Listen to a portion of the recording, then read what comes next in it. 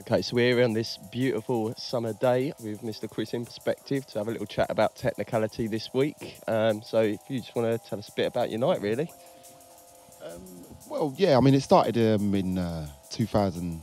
Yeah, 2000. I keep thinking it's 99 for some reason, but I think that's when the idea came for me to do Technicality. By the time I got everything sorted and spoken to the guys at Herbal, yeah, we started in 2000, sorry, in September. Yeah.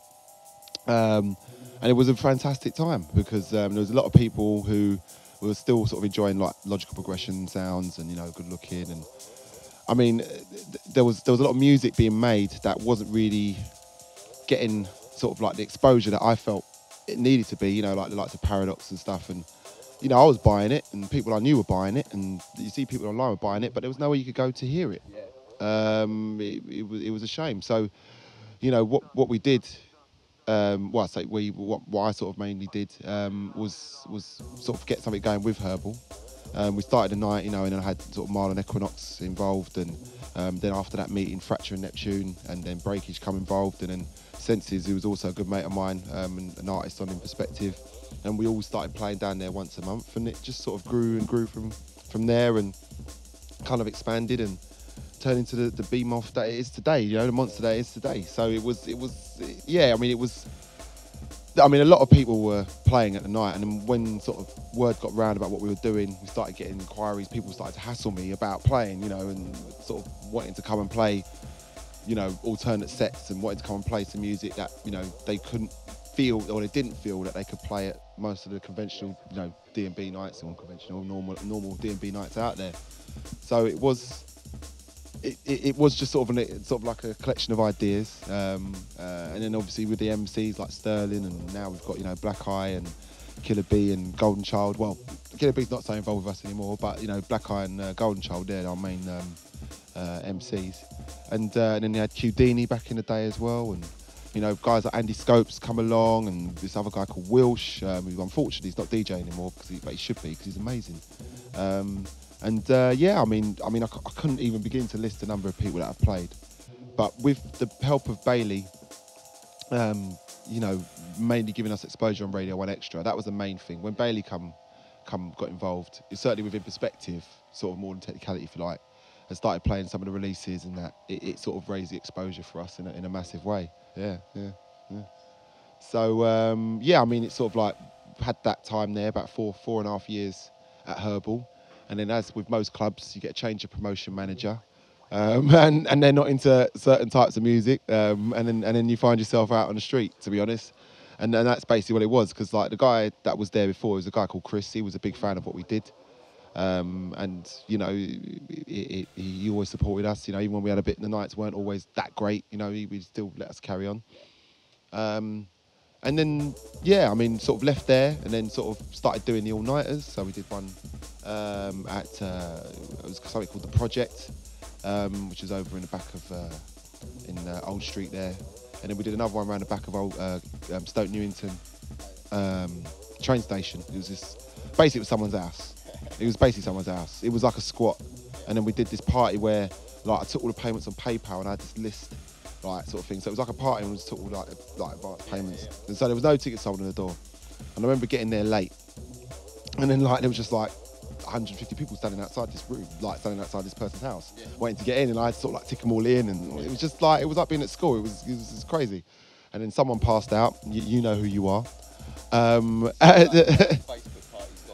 It was like that, yeah, but it was sort of more, it was a little bit more organised than that. Yeah. But yeah, I'm going to say it again. Someone passed out during that, and he knows who he is. And when he watches this, he's going to be like, "Yeah, you should have done that."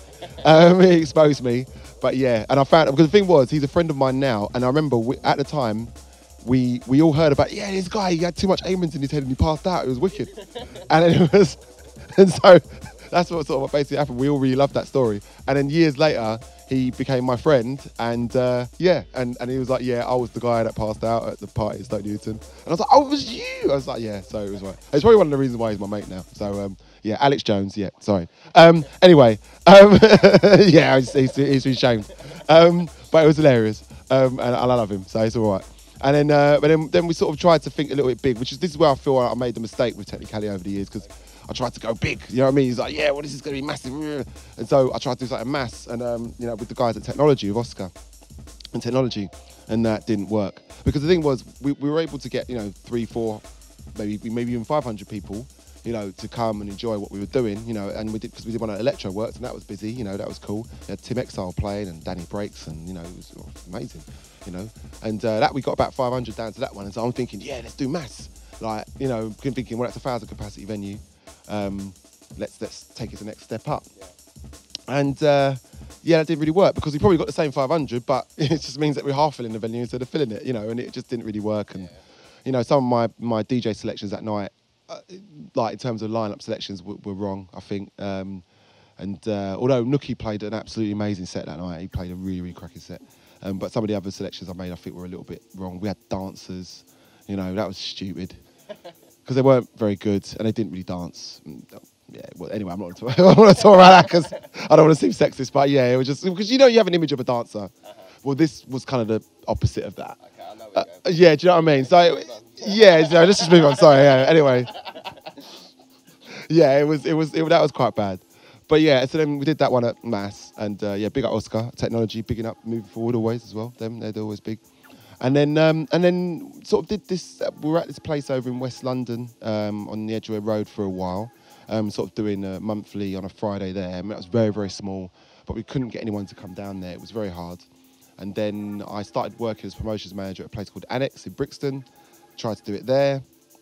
Did work there. We did a couple of nights there. It was good. We had Blue Mar 10 come down, and you know, it was, yeah, we had some good lineups down there. It was all right. And then left it for a bit, and then we ended up about 3 years ago now, 3.5 years ago, at the Ribbon Factory. Cool.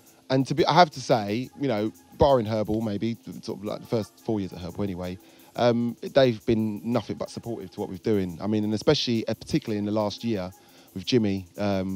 He's, I don't know if you know him, but he's the promotions manager there at Ribbon Factory.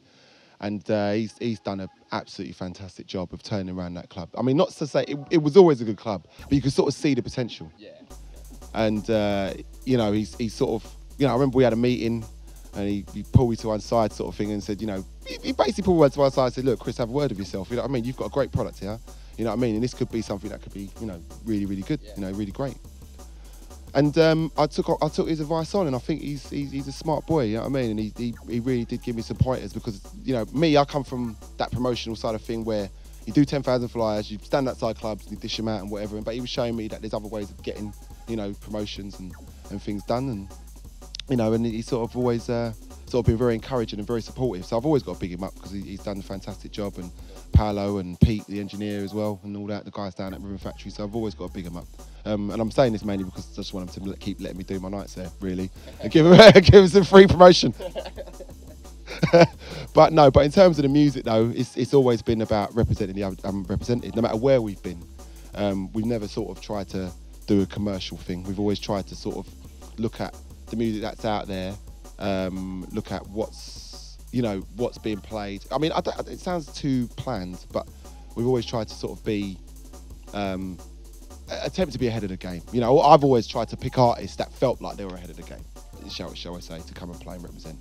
And sometimes it's worked, sometimes it hasn't. You know, some guests we've had down, I thought would be able to come with something. I'm not going to name any names, but you know, haven't really worked. But for this one coming, I feel it's one of the best lineups I've done. Certainly in terms of the free guests, anyway.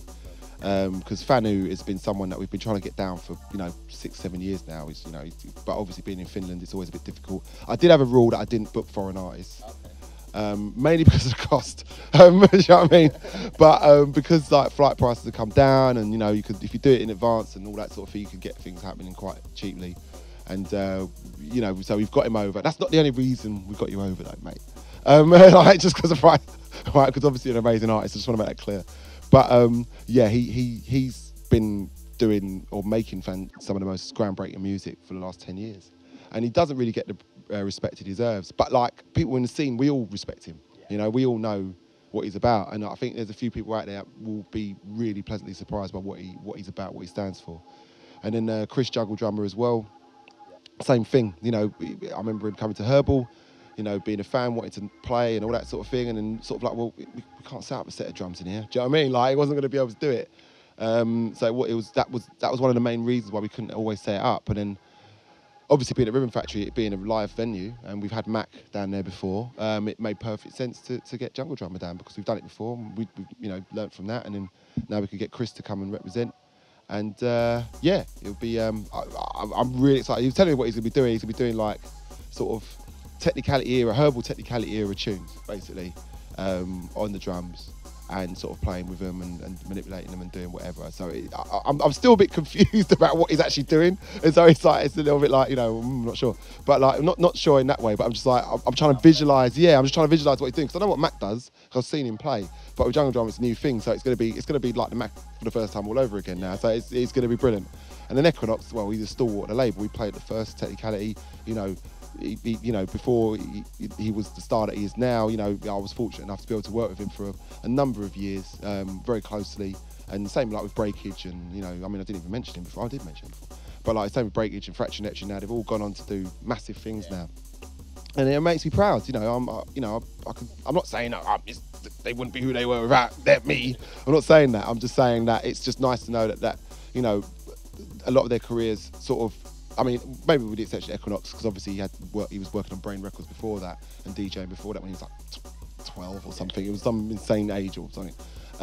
But then obviously in terms of the new generation, I was able to help restart things for him, and now, it's only a small part of it, but like I said, he's doing Side Wax, he's playing at Bangface Weekenders, and part of the Amen All Stars and that, and it just makes me proud. I see it, see the lineup, see people booking him, and and I remember that no one would go near any of us, at one point. Do you know what I mean? That's why we had to start our own night, because people wouldn't book us.